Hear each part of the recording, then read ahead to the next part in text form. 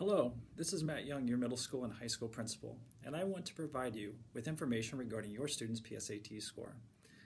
Now, this is my first attempt at an interactive video, so forgive me if at times I seem a little bit out of my comfort zone. Test scores were mailed home last week.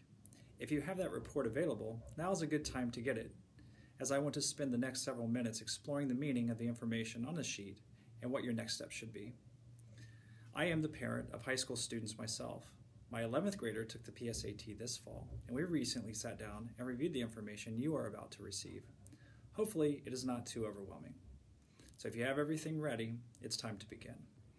If you have your score report in front of you, then you can follow along with this fictitious report that I will be going through page by page.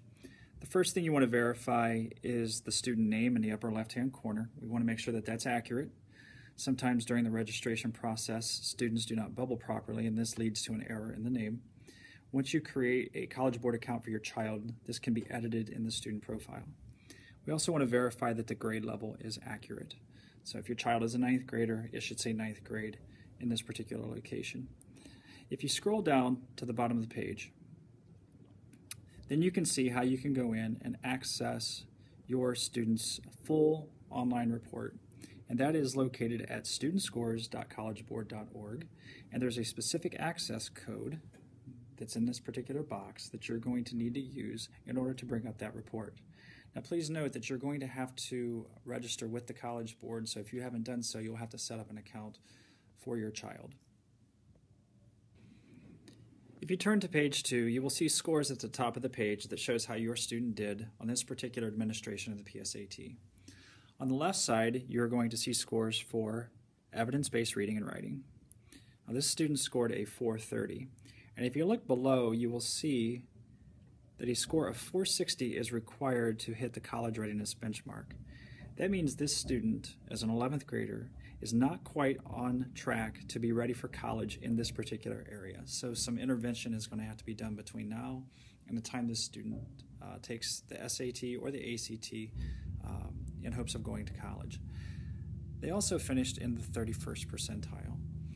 What this means is that they are doing at or better than 31% of the population of 11th graders. In other words, 69% of the population did better in this particular section. If you look on the right side, you will see similar scores and reports for mathematics. The student scored a 530. A 530 is above the college readiness benchmark of 510. So this student shows readiness and is on track to do college level mathematics as an 11th grader. This score also placed this student in the 69th percentile nationally, which means that they did at or better than 69% of the population. Only 31% outscored this particular student. When these two scores are combined together, you get this score in the middle, which is 960, placing the student in the 51st percentile. What this score means is that if the student had taken the SAT rather than the PSAT back in October, the College Board is confident that they would have scored a score of 960, which again would have placed them in the 51st percentile. At the bottom of page 2, you will notice some additional scores. We have broken out scores in reading, and you can see by the dark line where your student falls within which band. You can look at the right side and see subscores for command of evidence, words in context, expression of ideas, standard English conventions. These all fall under the evidence-based reading and writing. You can also see the heart of algebra, problem solving and data analysis, and passport to advanced mathematics. These are breakout scores for obviously the mathematics section. There are also cross-test scores that are available. Some questions in the evidence-based reading and writing as well as the mathematics section are science and social studies related, and you can see what these scores are. These are explained a little bit more in depth if you access the online score report. At the top of page 3 is a National Merit Scholarship Corporation Selection Index score. Now this can only be found for our sophomores and our juniors who took the regular PSAT. It's not on the PSAT 8-9 test. The score is a little complicated to explain, but for those students who may qualify for this particular program, it would be indicated in this particular area. As I continue to scroll down, you will see your scores and next steps in areas of reading, writing, and language test, as well as the mathematics test.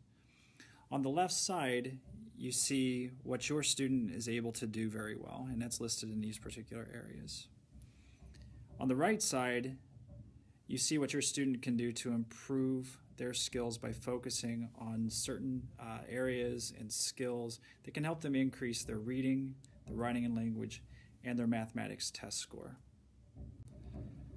And finally, on page 4, you have an item analysis for every question that was on the test on that particular day in October in the reading section, the writing and language section, as well as the math test, which was composed of 2 parts, a calculator and a non-calculator section.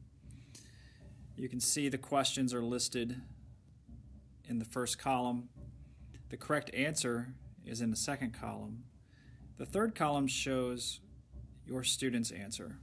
So if they got it correct, it'll be shown with a check mark, and if they missed it, then that letter that they chose will be indicated there. Now, if you go online and access a score report, you can actually click on each individual question to see what the question was, and then you get a detailed explanation as to why the correct answer is what it is and why the other answers cannot be the correct answer. So this can become very useful if you want to look specifically at the questions you missed, why you missed them, and what you can do to correct that in the future.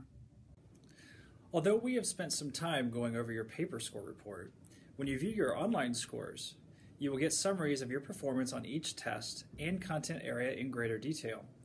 You can also filter results and drill down to see how you performed on easy, medium, and hard questions, or on questions that measure different skills. To learn more, please watch the following video from College Board. Congratulations on taking the PSAT NMSQT. Now it's time to see your scores, which you can get on your phone or a computer. The first thing you'll see is your total score, which is a combination of your scores on the evidence-based reading and writing and math sections. These scores give you an idea of how you'll do on the SAT and how ready you are for college. Your test scores, cross-test scores, and sub-scores give you even more details about how you did in specific areas.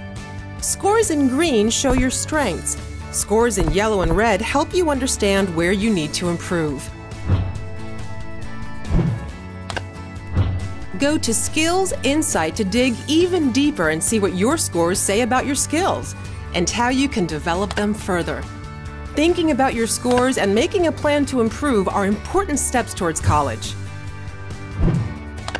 The PSAT NMSQT has provided millions of eligible students with the opportunity to enter the National Merit Scholarship Program, an annual academic competition for recognition and scholarships. Go to the NMSC Selection Index section to see if you meet the entry requirements. You can also use your PSAT NMSQT scores to start preparing for the SAT. Go to satpractice.org to create and link your College Board and Khan Academy accounts to get started. Your PSAT NMSQT test scores will get imported into Khan Academy and give you a personalized SAT study plan to help you practice the areas where you need the most work. Most students take the SAT in the spring of their junior year and again in August or the fall of their senior year. Don't forget to register. Taking challenging classes is another great way to prepare for college. The AP Potential section of your score report tells you which AP classes would be great for you. Speak to your teacher or counselor to learn more about AP. You can also explore careers based on your interests and then find compatible colleges on Big Future. Access Roadmap to Careers from Road Trip Nation in your score report. Here's a quick recap. Don't forget to review your scores, learn more about scholarship and recognition opportunities, practice and register for the SAT, find the AP classes that are best for you, and explore college and career options.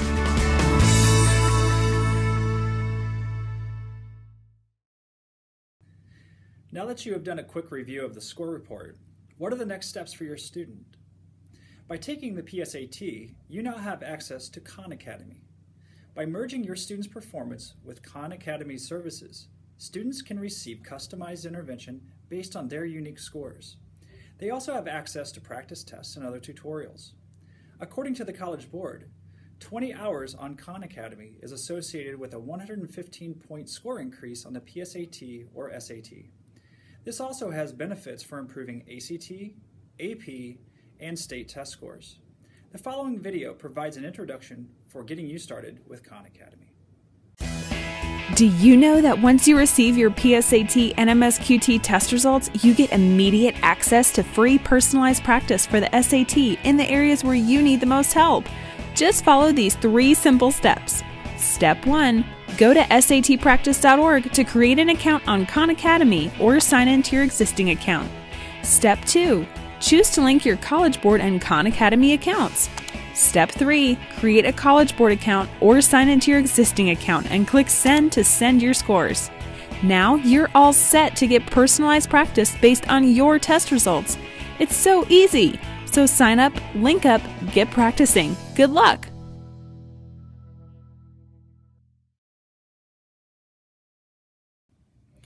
And that's it for my introduction to your students' PSAT results and the steps you can take as a parent to help your child improve on his or her score in the future. In January, our guidance counselors will provide more information to students about the PSAT, Khan Academy, and much more. Thank you for your time, and remember, it's good to be at Cuyahoga Heights. Take care.